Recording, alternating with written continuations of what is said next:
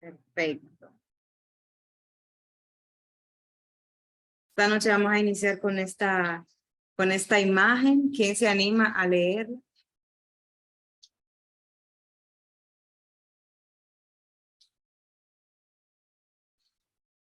Marieli.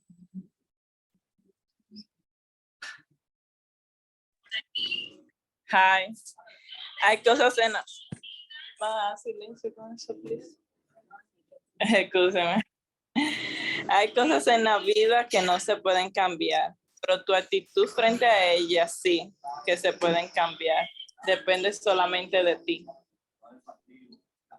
Excelente. Con esa reflexión que iniciamos la noche de hoy, a veces nosotros optamos por ver verlo medio lleno. Todo va a depender del cristal con el que nosotros elijamos ver las cosas. Bien. ¿De qué hablamos el lunes? ¿Cuáles fueron los temas que tratamos el lunes?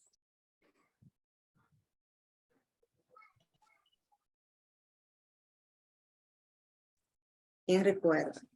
Arelis. Hablamos de la anatomía, ¿verdad? Sí. ¿Quién habló? De la patología. Tu usuario dice iPhone. ¿Cuál es tu? Sí, Gerandi Bretón. Ah, Gerandi. Muy bien. Continúa, Gerandi. Y luego Arelis. Dimos una definición de lo que es patología y de lo que es anatomía. Excelente. Sí. Arelis.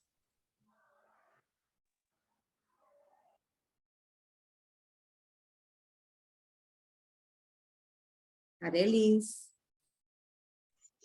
De eso mismo, maestra, de que dice el joven hace un momento, de la patología, de la anatomía, también del sistema nervioso, del sistema linfático, entre otros.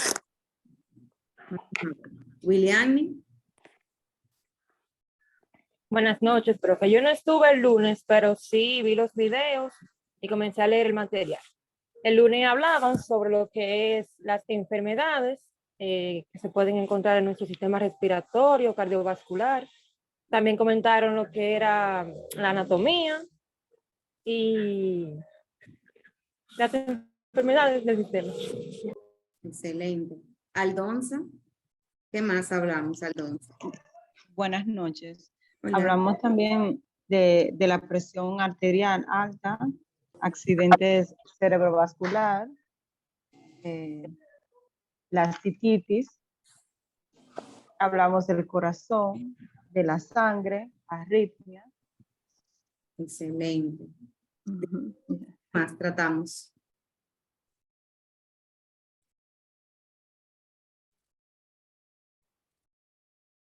Gladys. Sí, buenas noches, profe. Hola. Hablamos de las enfermedades urinarias, que, o sea, nosotros los dominicanos le decimos así, pero no es su nombre. Su nombre es cilitis, así. Cistitis. Sí, perdón. Cistitis, También hablamos, ¿cómo le decimos, Gladys, nosotros eso? y usted dijo en un momento que todas las enfermedades que terminan en itis es porque son inflamaciones, ¿verdad que sí? Inflamación, exacto. La terminación itis nos hace referencia a que hay una inflamación en la parte del cuerpo que está depresiva. Ajá. También, profe, hablamos de cuando nosotros nos automedicamos nosotros mismos. Siempre nos automedicamos porque a veces hay un resfriado y no lo mismo cuando ingerimos un medicamento, un antigripal, que una amoxicilina, que son cosas muy diferentes. Exactamente, muy bien. Natalie, para concluir la retroalimentación. Sí, profe, como han dicho los demás compañeros, en la clase anterior estuvimos hablando de lo que era la anatomía, que es la ciencia que se encarga de estudiar la estructura del cuerpo humano, y sobre la patología, que se encarga de estudiar las enfermedades. También hablamos de los diferentes sistemas, como el sistema nervioso, el cardiovascular, el urinario, y sobre sus funciones y algunas enfermedades de ellos. Excelente, muy bien. Entonces vamos a puntualizar. El lunes pasado hablamos sobre anatomía y patología, vimos el sistema respiratorio, vimos el sistema cardiovascular, ¿verdad? Entonces, esta noche vamos a ver el sistema nervioso, vamos a hablar un poco sobre la piel, vamos a hablar un poco sobre el sistema gastrointestinal. Y con esta clase de hoy, pues, con la intervención que vamos a tener esta noche, pues concluimos la primera parte del módulo número 2, o sea, la parte de la anatomía y la patología del cuerpo humano. También en el día de hoy, yo les dije en la clase anterior, que vamos a ver la división grupal para los trabajos finales. Aunque no nos dé tiempo de explicar en qué consisten los proyectos, sí les voy a dar la división de grupo para que ustedes se vayan poniendo en contacto, vayan creando sus grupos, vayan comunicándose y demás. Por eso lo vamos a hacer al final de la noche. Lo primero que vamos a ver hoy es el sistema nervioso. ¿Qué es el sistema nervioso? ¿Quiénes lo componen? ¿Cuáles son sus funciones? De inicio decimos que el sistema nervioso es uno de los sistemas más complejos que nosotros tenemos. Porque tiene múltiples funciones, interviene en todo lo que tenga que ver con nuestras respuestas voluntarias e involuntarias. Desde el sistema nervioso, junto con el sistema endocrino, que lo vamos a ver también más adelante, es el que se encarga de regular, como yo les decía anteriormente, todas las actividades que son conscientes e inconscientes de nuestro cuerpo. ¿Por qué?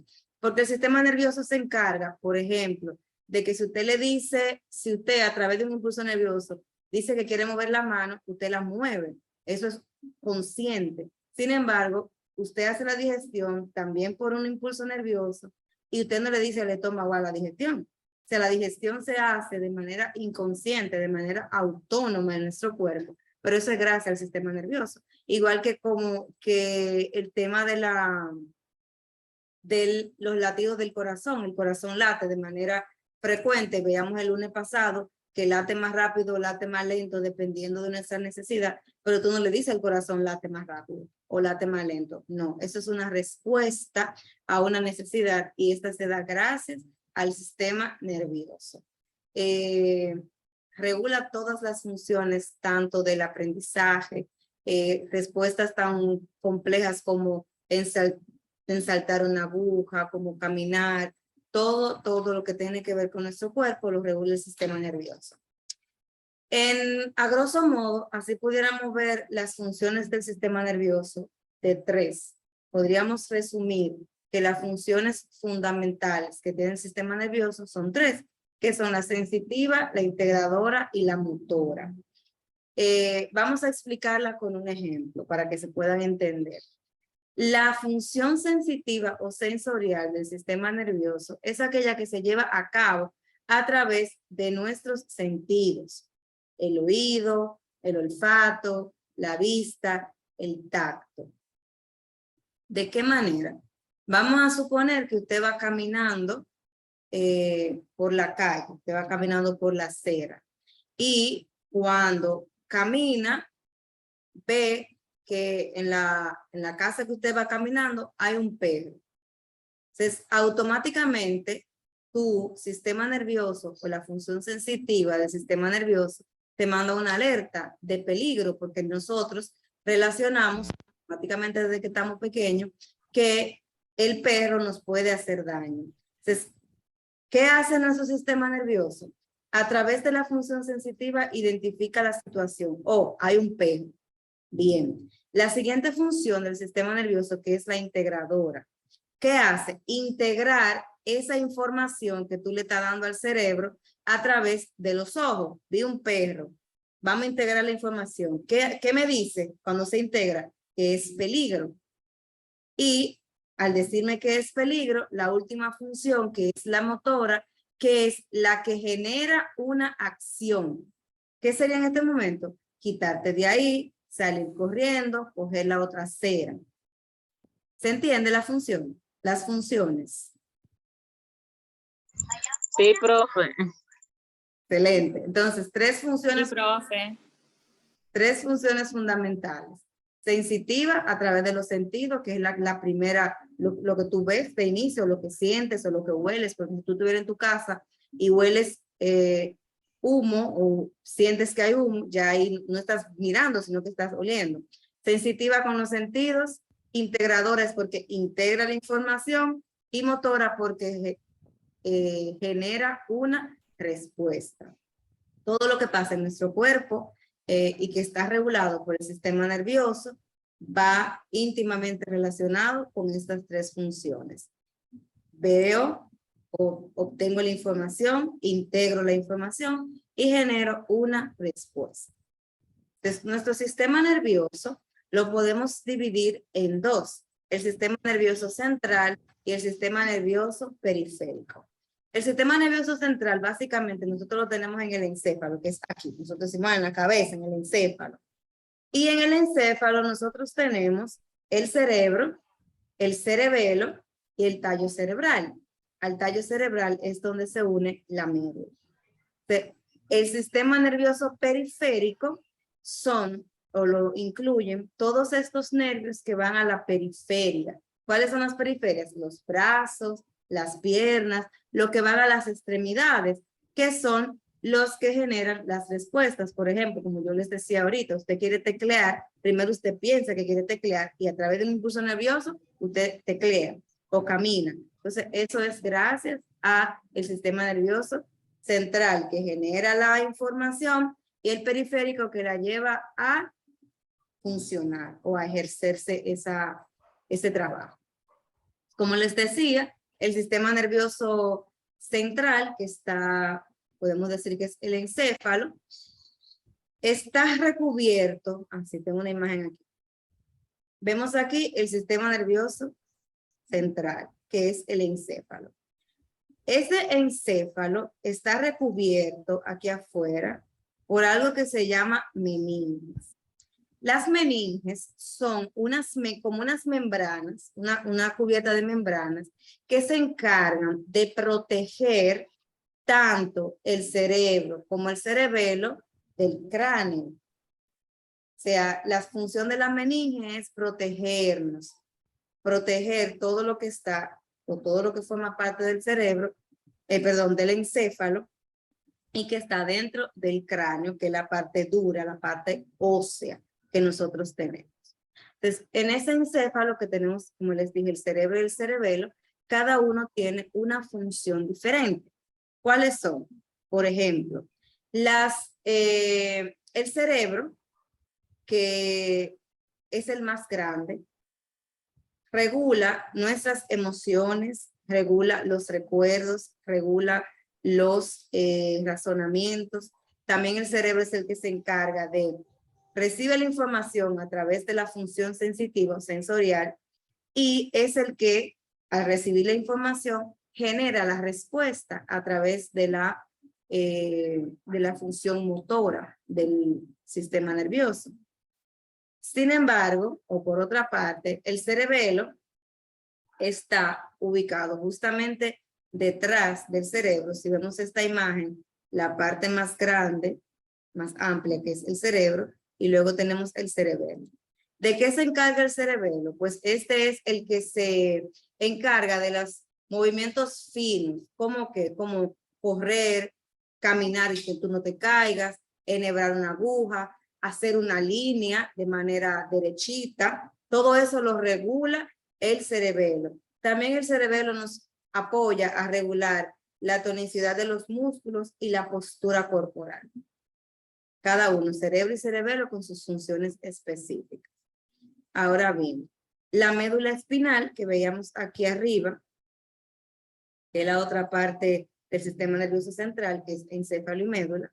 La médula espinal es, lo primero es que esta está protegida por la espina dorsal. Vamos a ver una imagen que tengo aquí. Esta es la médula, lo que se ve en el centro. Entonces, los huesitos, como decimos nosotros, que está protegiendo la médula, es la espina dorsal y básicamente esa es su función, proteger la médula.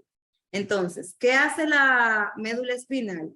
Recorre todo el canal raquídeo, las vértebras desde la base del cráneo, si vemos aquí, desde la base, donde se une, hasta la parte más arriba de nuestra cintura, acá.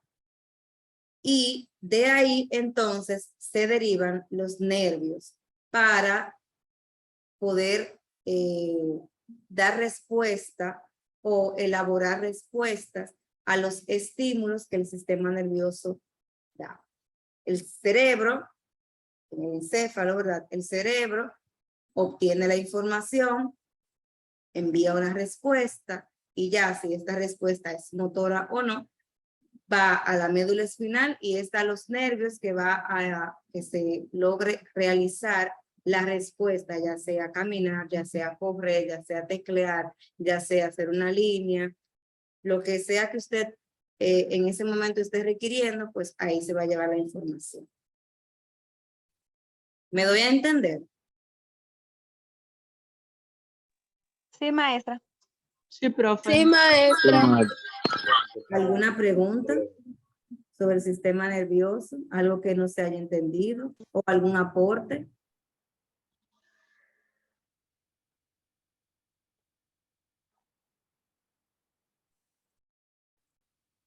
Bueno, el silencio me dice que todo está claro.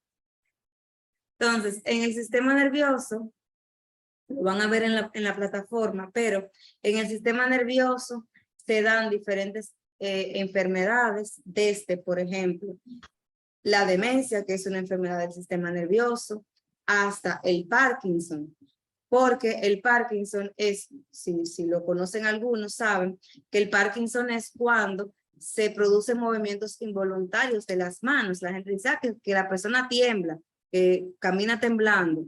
Eso es porque nuestro sistema nervioso no está regulando de manera adecuada el impulso nervioso, como enfermedades como la paraplegia, que también forma parte de una enfermedad del sistema nervioso, todos los tipos de demencia, incluyendo el Alzheimer, son parte de las enfermedades que se dan en el sistema nervioso. ¿Sí, Gladys? Profe, y entre ellas se encuentra la parálisis. Sí, las parálisis. Génesis. E incluso, profe, se infecta el sistema nervioso completo, porque cuando yo trabajé con una neuróloga, habían personas que llegaban con infección del sistema nervioso central. Sí, inclusive, gracias por el aporte, Génesis, inclusive hay enfermedades como la encefalitis, que es una inflamación, y también la meningitis, que como yo le dije ahorita, el encéfalo que está cubierto por las meninges, inclusive esas meninges se inflaman por virus que pueden afectar el cuerpo, y esto puede generar diferentes situaciones. William. Profe, también ahí entra lo que le llaman la esclerosis múltiple. También. Tuve un familiar cercano que padeció esa enfermedad y ella fue perdiendo todo tipo de movilidad de su cuerpo hasta Sí. que quedó en cama y lamentablemente falleció. Sí. Inclusive hay personas que tienen problemas de incontinencia urinaria, por ejemplo, niños que se hacen pipí en la cama, ya siendo grandes, siendo preadolescentes, y no, a veces no es simple sinvergüenzura, como dicen los papás, ay, ese niño es sinvergüenzura que se hace pipí en la cama. No, en ocasiones inclusive es porque nuestro sistema nervioso tiene alguna situación y el niño no puede regular las micciones. Usuario de Zoom creo que es María Cristina.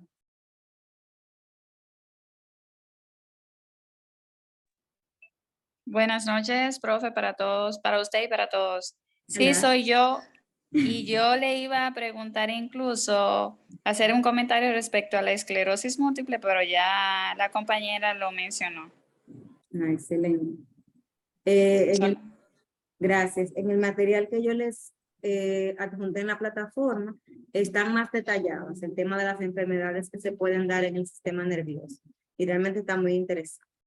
Entonces, si todo está claro del sistema nervioso, vamos a hablar sobre el sistema gastrointestinal.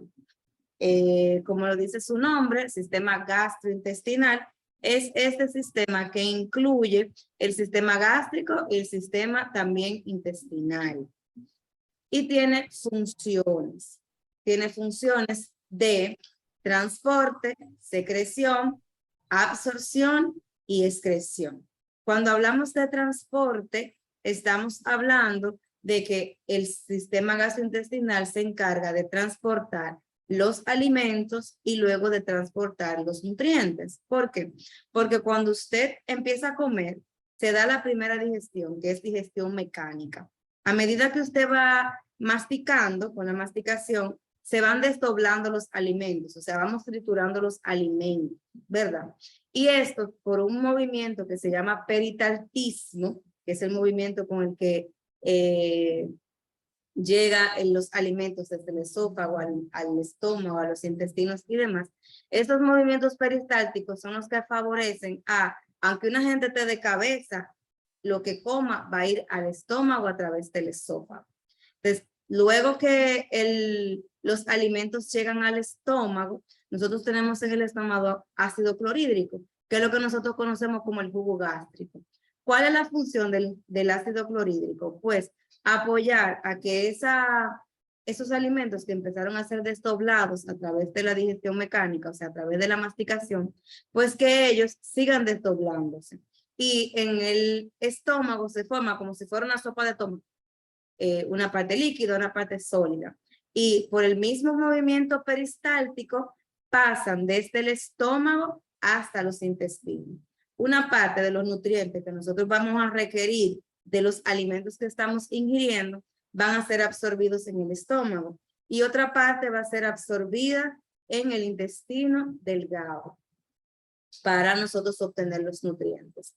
Cuando los alimentos o ya esa sopa de tomate que se creó en el estómago y que pasó al intestino, cuando pasa al intestino delgado, cuando pasa al intestino grueso, en esta parte el intestino va absorbiendo el agua y la otra parte de los nutrientes y vitaminas que nosotros tenemos en esos alimentos, absorbe el agua y esa sopa de tomate pues se va solidificando y es ahí donde se van creando las heces. Cuando se absorbe todo el agua, se solidifica y se crean las heces. Y ahí es donde inicia la última función del sistema gastrointestinal, que es la función de excreción. ¿Qué significa excreción? Eliminar.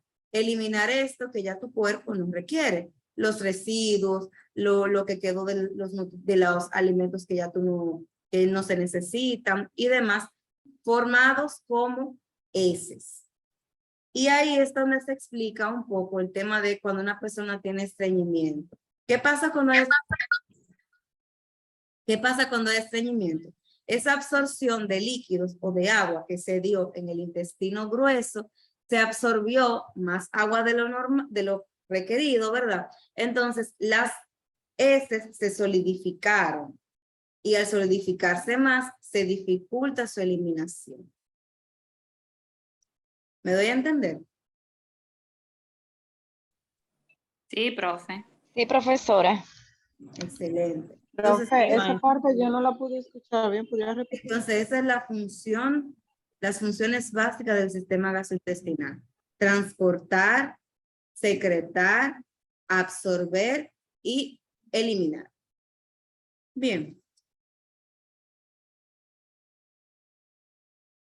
Entonces, como en todos los sistemas y como hemos venido viendo anteriormente, también en el sistema gastrointestinal se están ciertas enfermedades. Vamos a ver algunas. La primera, conocida como ERGE, que es la enfermedad de reflujo gastroesofágico. Esto no es más que cuando uno siente, dice la gente, yo siento que la comida del estómago volvió para el esófago. Dice la gente, se me devolvió la comida. Eso es un reflujo, cuando el contenido del estómago se devuelve hacia el esófago. Yo les tengo una imagen acá. Si tenemos aquí la comida puede devolverse al esófago. Si recuerdan cuando vimos el lunes pasado, Gladys, veo tu mano, te doy la palabra en un momentito.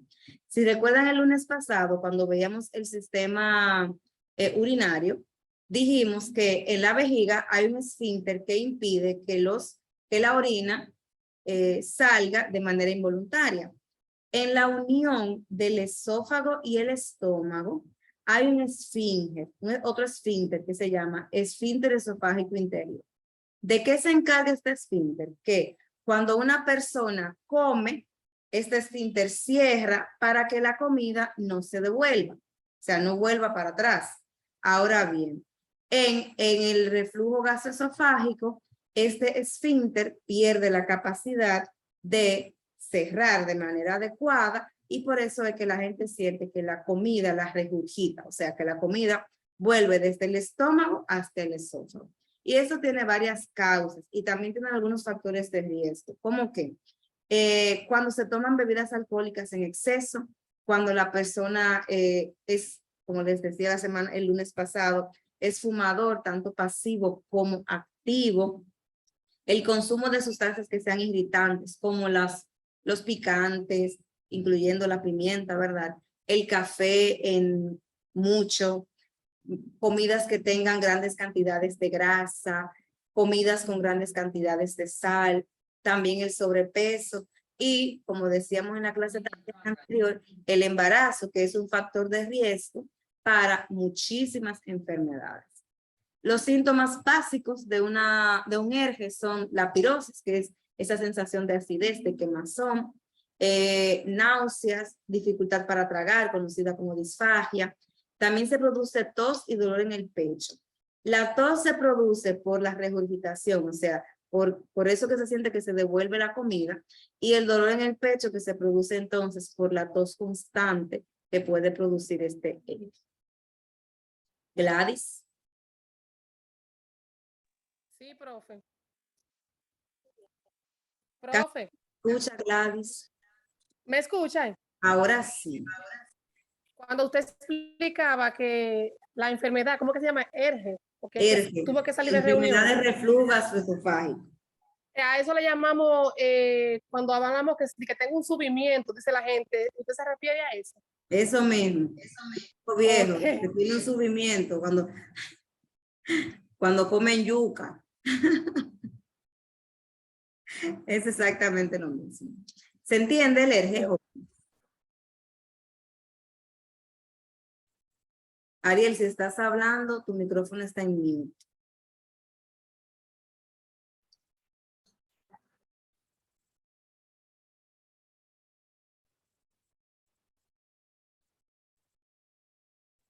Bueno, otra enfermedad que se puede dar en el aparato gastrointestinal es la esofagitis.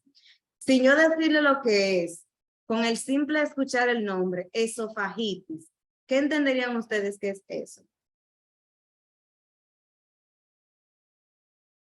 Gladys.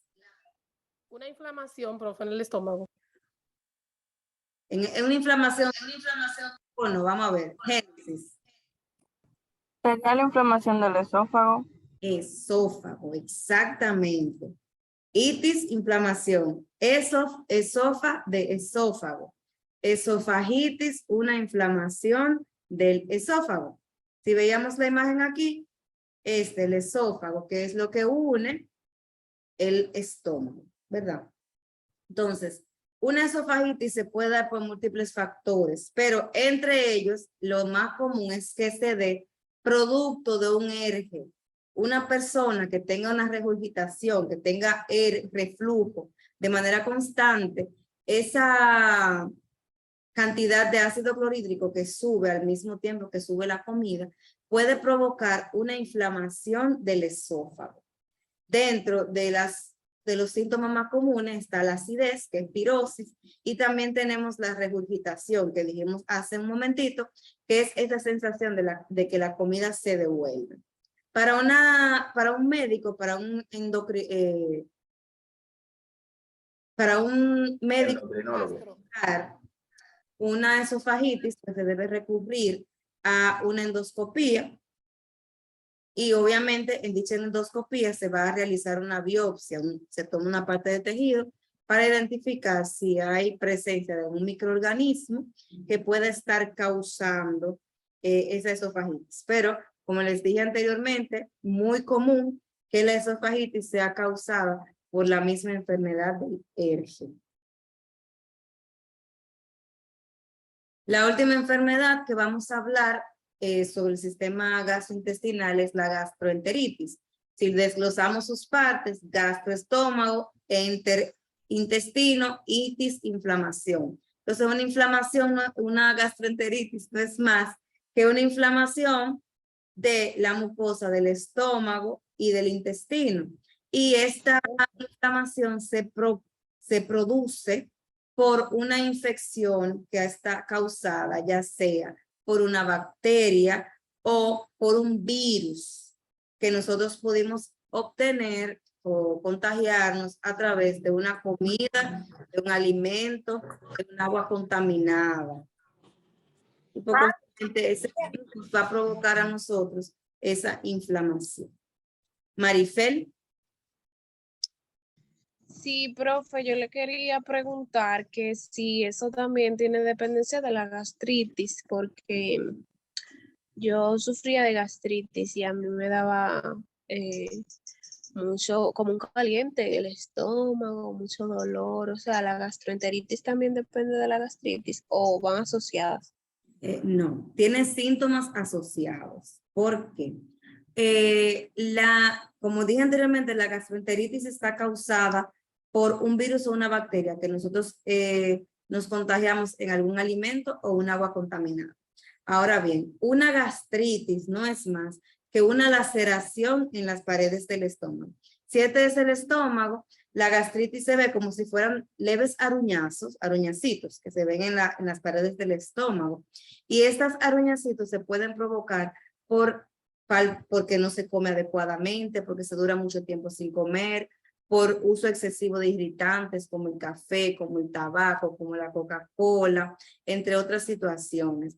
Por lo consiguiente, las paredes están débiles y se sienten los mismos síntomas o síntomas muy parecidos a los de la gastroenteritis. Jóvenes, en la lección entramos de nuevo.